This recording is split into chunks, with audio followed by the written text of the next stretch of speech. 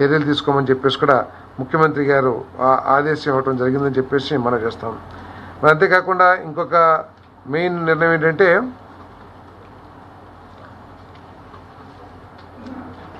మనందరికీ తెలిసిందే యుద్ధం యొక్క ప్రభావం మన రాష్ట్ర మీద ఏ విధంగా ఉంటుంది ఆ ప్రభావం అని చెప్పేసి స్టడీ చేయటానికి మరి ఎప్పటికప్పుడు గమనిస్తూ తగు చర్యలు తీసుకోవటానికి ఒక గ్రూప్ ఆఫ్ మినిస్టర్స్తో ఆదేశించడం జరిగింది. మరి వారు ఎప్పటికప్పుడు ఏ విధంగా ఆర్థిక ఇబ్బందులు వస్తాయి, లేకపోతే గ్యాస్ సప్లైలో కానీ డీజిల్ సప్లైలో కానీ ఎటువంటి సమస్యలు తలెత్తబోతున్నాయి, సమస్యలు తలెత్తిన పరిస్థితుల్లో ఎటువంటి నిర్ణయాలు తీసుకోవాలి, కొన్ని గ్యాస్ సప్లైస్ ఉంటాయి, ఏది ప్రియారిటీగా ఇవ్వాలి, హాస్టల్స్ లేకపోతే ఎడ్యుకేషన్ ఇన్స్టిట్యూషన్స్ హాస్పిటల్స్ అట్లా ప్రియారిటీ ఇవ్వటం.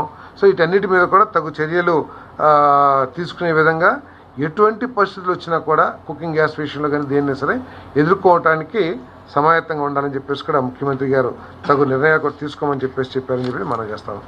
అదేవిధంగా 16వ తారీఖున అమరజీవి పొట్టి శ్రీరాములు గారు వారి 58 అడుగులు, ఎందుకంటే వారు 58 రోజులు నిరాహార దీక్షకి గుర్తుగా 58 అడుగుల ఎత్తున్న కాంస్య విగ్రహాన్ని ఏర్పాటు చేయడానికి ప్రభుత్వం చాలా ప్రతిష్టాత్మకంగా కార్యక్రమం నిర్వహిస్తుందని చెప్పేసి మనం చేస్తాను. మరి దీనికి సంబంధించిన మరి పొట్టి శ్రీరాములు గారి అభిమానులు కానివ్వండి, ఆర్యవైశ్య సంఘాలు కానివ్వండి, వారి అభిమాన సంఘాలు కానివ్వండి, చాలా ఇంట్రెస్ట్ తీసుకుని వారు చాలా డొనేషన్స్ కలెక్ట్ చేసి ఈ కార్యక్రమాన్ని పెద్ద ఎత్తున చేస్తూ ఉన్నారు. సో కొంతమంది మంత్రుల్ని వీరితో చర్చించి ఏ విధంగా ఈ కార్యక్రమాన్ని ఘనంగా నిర్వహించాలి, ఎందుకంటే భాషా సంయుక్త రాష్ట్రాలు వారి పోరాటంతోనే ప్రారంభమైంది, లింగ్విస్టిక్ స్టేట్స్ అన్నీ కూడా. సో వారు చేసిన త్యాగానికి గుర్తుగా ఏ విధంగా ఘనంగా నిర్వహించాలి ఈ కార్యక్రమాన్ని.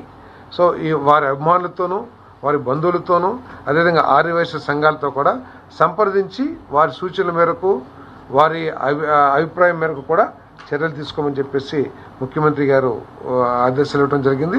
అంతేకాకుండా నియోజకవర్గాల్లో కూడా ఈ కార్యక్రమాన్ని పెద్ద ఎత్తున జిల్లా స్థాయిలో పెద్ద ఎత్తున చేయాలని చెప్పేసి కూడా ముఖ్యమంత్రి గారు సూచన చేయడం జరిగిందని చెప్పేసి మనం చేస్తాం.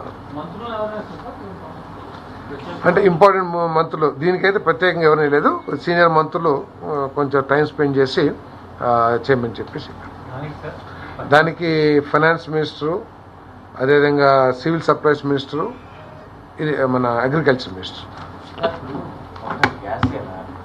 అన్నీ అదే ప్రభావం రాష్ట్రం మీద పడే ప్రభావం అన్నిటి మీద కూడా చర్చించాలి. గ్యాస్ ఏంటంటే ఇమ్మీడియట్గా మనకి ఏంటి, ఇప్పుడు గ్యాస్ లేదనుకోండి హాస్పిటల్స్కి అది ఉంటుంది. సపోజ్ అవైలబిలిటీ గ్యాస్ని దేనికి వినియోగించాలనే విషయం కానివ్వండి, లేదా కేంద్ర ప్రభుత్వంతో ఎప్పటికప్పుడు సంప్రదిస్తూ మాకు గ్యాస్ కావాలి అనే దాని మీద కానీ ఇది తగు చర్యలు తీసుకుంటారు. దీని మీద చాలా ఎఫెక్ట్స్ ఉంటాయి. మన ఆక్వా కానివ్వండి, లేకపోతే అగ్రికల్చర్, అరటి